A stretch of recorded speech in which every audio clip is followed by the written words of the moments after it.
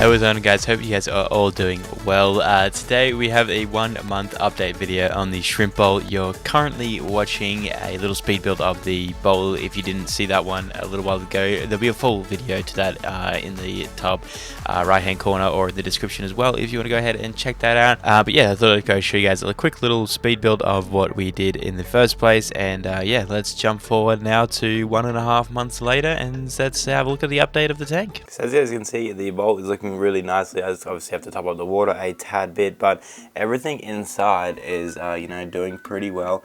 I think the snails have started eating like some of the plants like when they first went in and everything like that, but they've kind of seemed to stop now or slow down a lot. And they also keep like uprooting all of the like dwarf hair grass.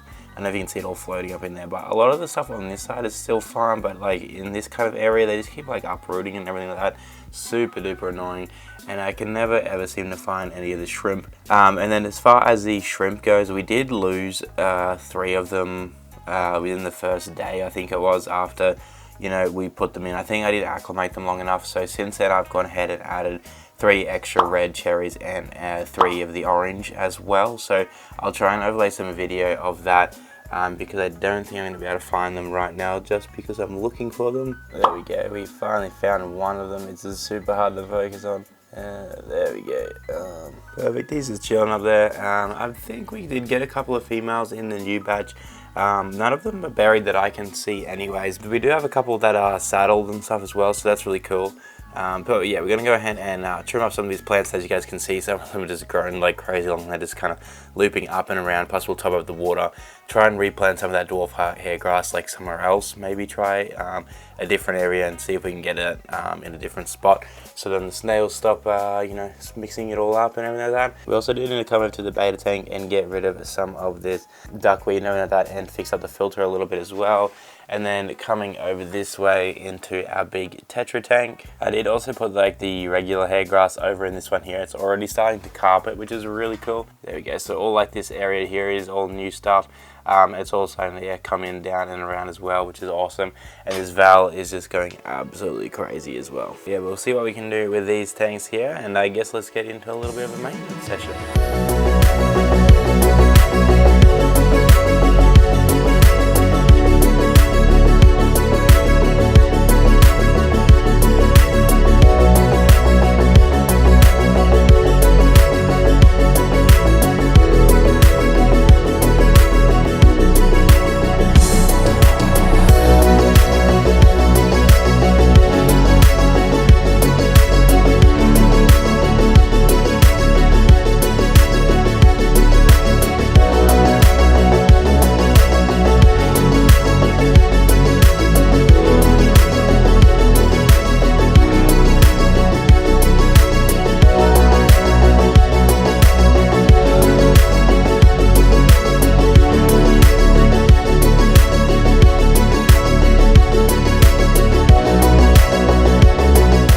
I think the camera died halfway through the rest of this stuff, but I've gone ahead and just topped everything back up to where it was meant to be, trimmed a few of those stems in this bigger one and moved those around everywhere.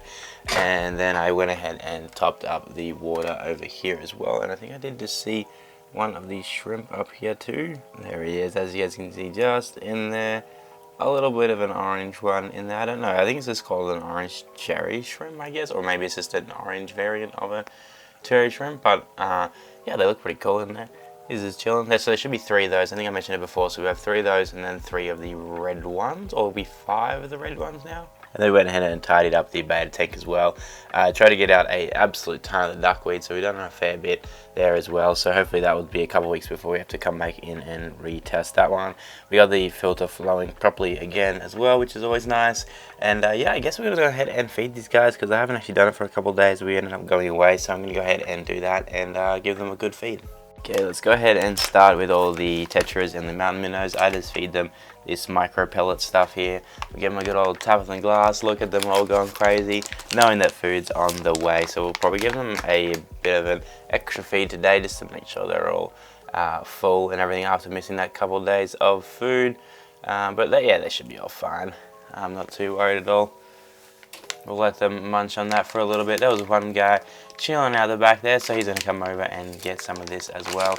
I'll give them another little pinch just to see how they miss out on that extra day.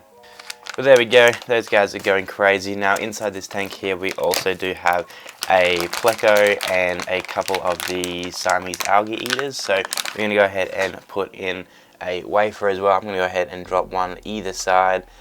Just because the pleco likes to come obviously and take charge of that wafer, so I pop one on either side so the algae can come out and have a little nibble as well without getting pushed off too much. And then we do also have our couple of cories in there, so I'll go ahead and drop in some of the sinking wafers, which the tetras love to come out and steal. So I generally just pop a few in the back as well that hopefully they'll just get themselves. So there we go, that tank is all fed and ready to go.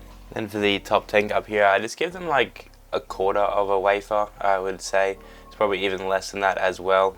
Then the snails and the shrimp can come out and have a feed of that, and then I just go ahead and pop in the rest of it into the beta tank because there is a pleco in here as well. So there's about half a wafer in there as well. We'll give the glass a bit of a tap for our beta to know his food is on the way. No, up top here, come on. Stop being silly. Up the top, oi. There we go. It's really awesome having this one for such a long time. He like knows exactly who I am, and he loves to come out for a bit of a play, and this kind of screws up and down the glass and knows when it's feeding time and everything as well, so that's really cool. So yeah, he has started getting a little bit of his fins kind of retracting a little bit. I don't know if it's just because it's like he's like one of the long fin ones, and I've seen that like that can just happen over time. So like his fins don't look as perfect as they did, you know, 4 or 5 months ago whenever I got him, but they're still pretty good, and I don't think it's like water quality issues. Like I'm not seeing any other problems like that. So yeah, hopefully he's all fine and, you know, stays with us for a long good time. But there you go, guys. That's the like 1.5 month update on the shrimp no filter bowl. Hopefully you guys enjoyed this one. If you did, don't forget that like button and subscribe, and hopefully the next video you guys will see will be of the move and everything like that. So we should be potentially in our house next video. Oh, there's a shrimp. We should be on our house next video, so I'm gonna have to try and like move everything, but I'm gonna wait until we're like in and have everything set up before I bother bringing them, because this is at my parents' house at the moment, so I'm not have to worry about like, you know, moving them at the moment. So once I get everything set up, I'm gonna do that, but I'll try and record most things and let you guys know how the transfer and everything goes. So yeah, that's probably gonna be the next video that you see from me. So hopefully you guys have enjoyed this one again, as I said before, and I'll be seeing you guys in the next video.